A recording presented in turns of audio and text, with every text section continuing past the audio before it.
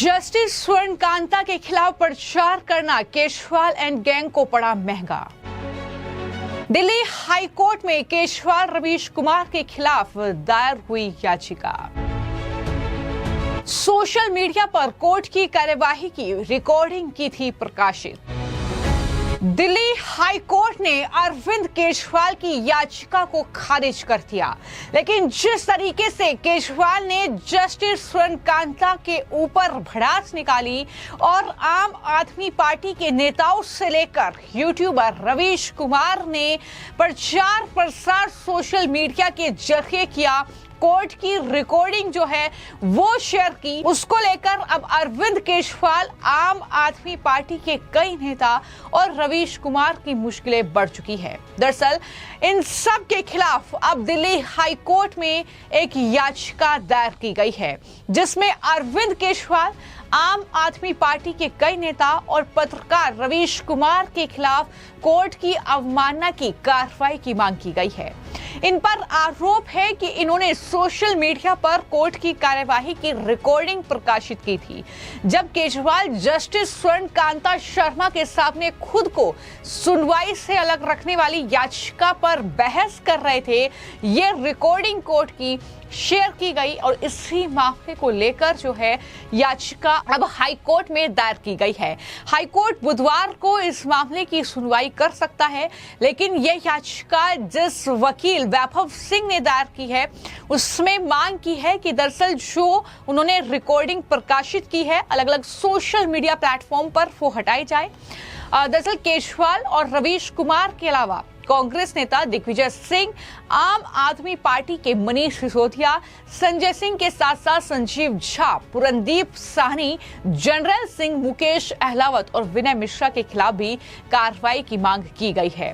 दरअसल ये जनहित याचिका के तौर पर दायर की गई याचिका में प्रकाशित वीडियो को हटाने की मांग जो है वो वकील ने की है, लेकिन जिस तरीके से अरविंद केजरीवाल की ये शराब नीति से जुड़ी याचिका थी जिसे खारिज कर दिया गया। दरअसल दिल्ली के पूर्व मुख्यमंत्री केजरीवाल ने दिल्ली हाई कोर्ट में शराब नीति घोटाला मामले की सुनवाई को जस्टिस स्वर्णकांता शर्मा को हटाने की मांग की थी, लेकिन ये जो उनकी मांग थी ये स्वीकार नहीं की गई।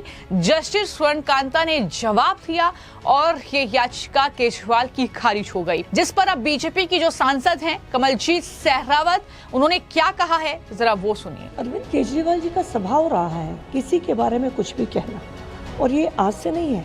वो जब से राजनीति को आए उन्होंने इसको एक इस तरह से हल्के में लेना शुरू कर दिया, किसी के खिलाफ कुछ भी बोलना और फिर बाद में माफ़ी मांग लेना। लेकिन नेता में, आम आदमी में और न्यायिक जहाँ से मिलता है कोर्ट में, उसमें अंतर होता है। तो कोर्ट पे आपको कुछ भी कहने से पहले सोचना चाहिए।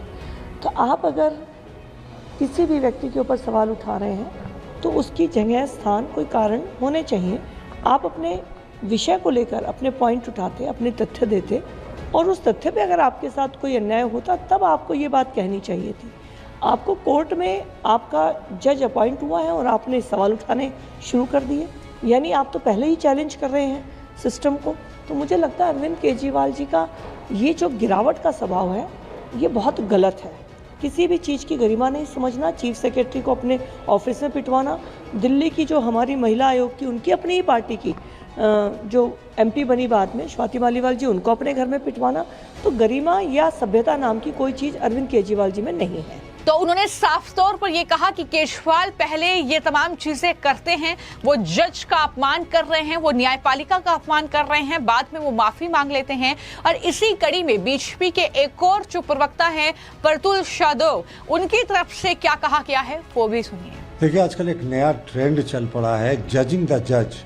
यानी अगर कोई फैसले आपके पक्ष में नहीं आ रहे हैं या आपने जिरह के दौरान ये देख लिया कि जज आपके प्रति बहुत पॉजिटिव नहीं है और आपके घपले घोटाले के प्रति उनकी कोई सिंपैथी नहीं है, तो उसके बाद जज पर आप व्यक्तिगत एलिगेशन लगाने लगते हैं, बेंच बदलने की मांग करने लगते हैं। केजरीवाल ने भी वही कहा, पहले कोई आरोप नहीं लगाया, सब जब देखा कि उनके खिलाफ मामला जा रहा है, कोर्ट का भी रवैया शायद संभवतः उनके खिलाफ ही था, तो उसके बाद उन्होंने जज पर ही व्यक्तिगत एलिगेशन लगाया और जस्टिस वर्मा जी ने बिल्कुल सही किया डिसमिस करते हुए याचिका को और लिखा कि साहब इस प्रचलन को हम नहीं चलने देंगे जब कोई मुवक्किल, कोई लिटिगेंट, जो कोई कंप्लेनेंट किसी जज पर व्यक्तिगत आरोप लगाकर मनचाहा बेंच अगर पाने की कोशिश कर रहा है या बेंच को बदलने की कोशिश कर रहा है तो ये पूरे संस्थान पर हमला है।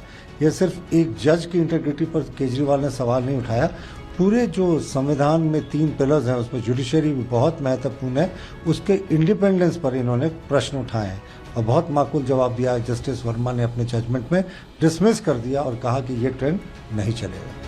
तो मैं आपको जानकारी दे दूं कि पिछली सुनवाई में केजरीवाल ने दावा किया था कि जस्टिस के बच्चे केंद्र सरकार के वकील हैं और वो खुद अधिवक्ता परिषद के कार्यक्रम में जाती रहती हैं। उन्होंने इन घटनाओं को इस मामले के लिए कॉन्फ्लिक्ट ऑफ इंटरेस्ट करार दिया और दिल्ली हाईकोर्ट में जस्टिस स्वर्ण कांता की अगुवाई वाली जो पीठ थी उसने केजरीवाल के रिक्यूजल याचिका पर अपना फैसला सुनाया और ये याचिका जो थी केजरीवाल की वो खारिज कर दी। जस्टिस स्वर्ण कांता ने स्पष्ट किया कि एक जज किसी वादी के आधारहीन संदेह या मनगढ़ंत आरोपों के आधार पर खुद को केस से अलग नहीं कर सकता। उन्होंने कहा कि जजों पर व्यक्तिगत हमले वास्तव में संस्था पर हमला है और किसी पॉलिटिशियन को जजों की न्यायिक क्षमता को आंकने की सीमा पार करने की परमिशन नहीं दी जा सकती। इस तरीके से केजरीवाल को फटकार लगाई और जवाब भी जस्टिस स्वर्ण कांता ने दिया और ये समझा दिया कि डरने वाली वो नहीं है, वो इस केस में बनी रहेगी। जिसके बाद किस तरीके से आम आदमी पार्टी के जो मीडिया इंचार्ज हैं उन्होंने भड़ास निकाली। अनुराग ठांडा, जरा सुनिए। पूरा देश और बहुत सारे लोग अरविंद केजरीवाल जी के मामले को जो हाईकोर्ट में चल रहा है उसको बहुत नजदीकी से देख रहे थे। कल जस्टिस स्वर्ण कांता जी ने जब फैसला सुनाया तो अरविंद केजरीवाल जी के 2 महत्वपूर्ण बिंदु थे। उन्होंने कहा था कि जस्टिस स्वर्ण कांता के दोनों बच्चे सेंट्रल गवर्नमेंट के पैनल पे हैं, वहाँ से उनको केस मिलते हैं, वहाँ से उनको पेमेंट होती है, उनको कौन से केस मिलने चाहिए, कितने मिलने चाहिए, वो सीनियर वकील जो एसजी तुषार मेहता है उनका उस पर प्रभाव है। उस बात से जस्टिस स्वर्ण कांता ने अपने फैसले में उसको डिनाई नहीं किया, उसको रिजेक्ट नहीं किया। उन्होंने कहा कि क्या जज के बच्चे वकील नहीं हो सकते? भाई जज के बच्चे वकील तो हो सकते हैं, लेकिन अगर वो सेंट्रल गवर्नमेंट के पैनल पे होंगे, लेकिन अगर वो सेंट्रल गवर्नमेंट के वकील होंगे तो फिर उसमें कॉन्फ्लिक्ट ऑफ इंटरेस्ट का मामला तो आएगा ही। दूसरा ये कि वो आरएसएस के कार्यक्रमों में, उसके जो फ्रंटल है अधिवक्ता परिषद, उसके कार्यक्रमों में वो लगातार जाती है। इससे भी उन्होंने डिस्प्यूट नहीं किया, इसको भी उन्होंने रिजेक्ट नहीं किया। उन्होंने ये कहा कि बार और जज के बीच में कॉन्टिन्यूअस कम्युनिकेशन रहता है, संबंध रहता है, लेकिन बार तो नहीं है अधिवक्ता परिषद। आरएसएस तो खुलेआम एक पॉलिटिकल आइडियोलॉजी को बैक करती है, अधिवक्ता परिषद के लोग भी खुलेआम एक पॉलिटिकल आइडियोलॉजी को बैक करते हैं।